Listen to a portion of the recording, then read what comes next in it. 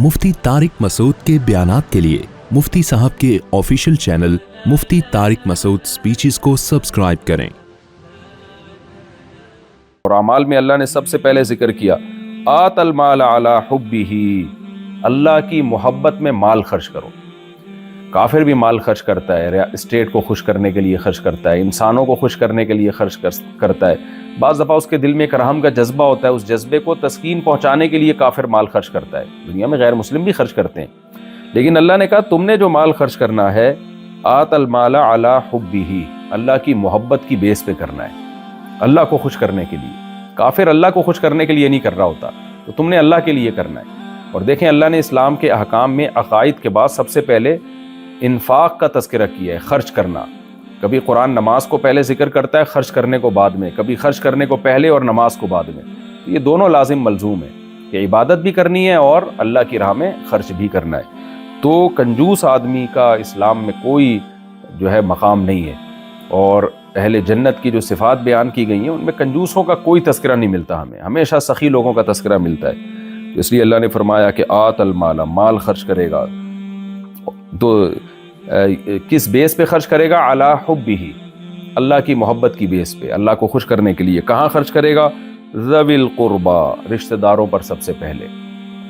ये आयत कल भी इसी से मिलती जुलती आयत आई थी कि अल्लाह को सबसे ज़्यादा जो रिश्ते महबूब है ना इंसानों के लिए, वो उनके अपने रिश्तेदार हैं। सबसे पहले आपको अपने रिश्तों का ख्याल करना है। रिश्तेदारों में सबसे पहले वालदैन, तभी कुरान वालदैन को अलग से जिक्र करता है। उसके बाद जितना जितना करीबी रिश्ता होगा उसका हक उतना ही ज़्यादा है, तो अपने रिश्तेदारों पे खर्च करे। वल यतामा, फिर यतीमों पे खर्च करे।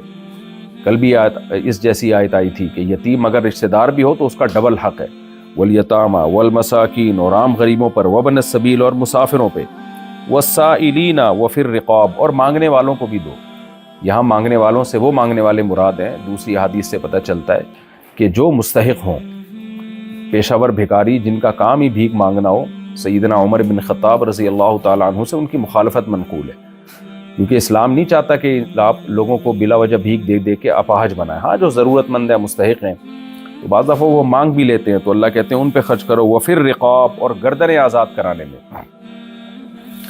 यानी ग़ुलामों को ग़ुलामी के तौक़ से निजात दिलाने में। अरब में ऐसा होता था कि ग़ुलाम के मालिक को पैसे दिए जाते थे और कहा जाता था भाई ये ग़ुलाम मुझे दे दो, वो दे देता था, फिर उसको आज़ाद कर देते थे। और बाज़ दफ़ा ये भी होता था ग़ुलाम अपने मालिक के साथ एग्रीमेंट करता था, भाई मैं इतने पैसे दे दूंगा कमा के, तो मुझे आज़ाद कर देना।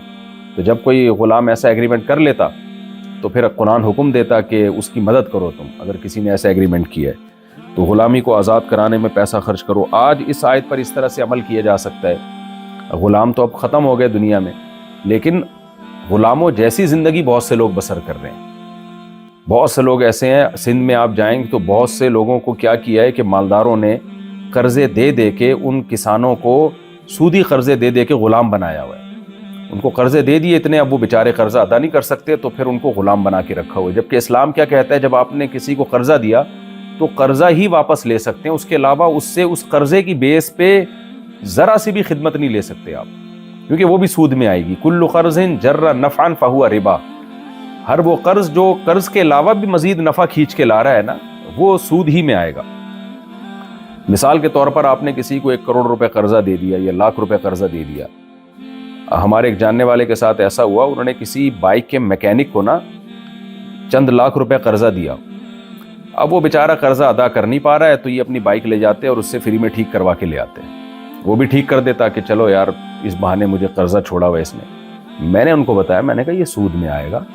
वो आपकी बाइक फ्री में जो ठीक कर रहा है वो इसलिए कर रहा है कि मैंने पैसा देना है और अभी मेरे पास देने की कुदरत नहीं है, तो ये ग्रेवी में चलो इस बहाने ये टालता रहेगा मुझे, तो ये ठीक नहीं है। आप उसकी मजबूरी से नाजायज़ फ़ायदा उठा रहे हैं, उससे उसका अपना कर्जा लें और इसके अलावा कुछ भी नहीं। तो किसी भी तरह से जब कोई जिस पे कर्जा हो वो मजबूर हो के अगर आपकी खिदमत कर रहा है तो वो भी सूद में आएगी। हाँ, मजबूर नहीं है वो, और ना उससे कोई एग्रीमेंट है, ना वो किसी तरह से पाबंद है। फिर अगर कोई खुशी में कुछ कर रहा हो तो वो तो आपस की दोस्ती यारी किसी की भी हो सकती है। हल जज़ाउल इहसान इल्लल इहसान, एहसान का बदला एहसान है। लेकिन अगर किसी को कर्जा दे के आप किसी भी तरह से उसकी मजबूरी से नाजायज़ फ़ायदा उठाते हैं तो ये भी हराम है, ये भी सूद के ज़ुमरे में आएगी ये भी चीज़।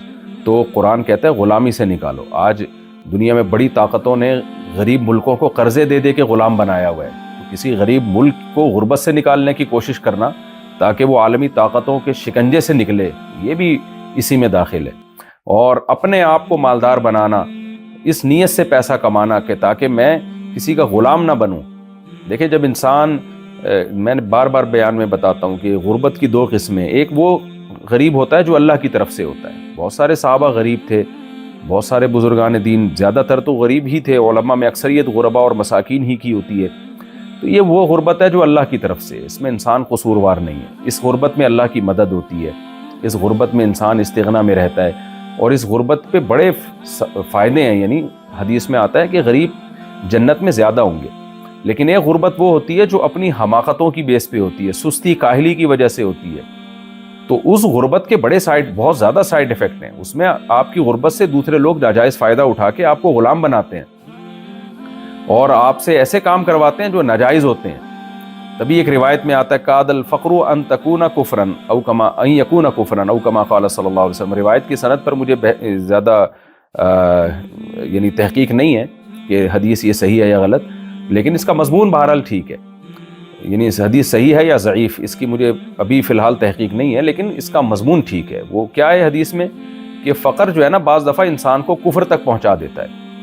غریب عورت اپنی عزت بیچنے پر مجبور ہو جاتی ہے، غریب آدمی اپنا ایمان بیچنے پر مجبور ہو جاتا ہے، تو اس لیے اپنے اختیار سے اس زمانے میں مسکین اور غریب بننے کی کوشش کرنا یہ بہت خطرناک چیز ہے۔ تو اس سے انسان جو ہے وہ ایمان کا سودے بازی پر اتر آتا ہے۔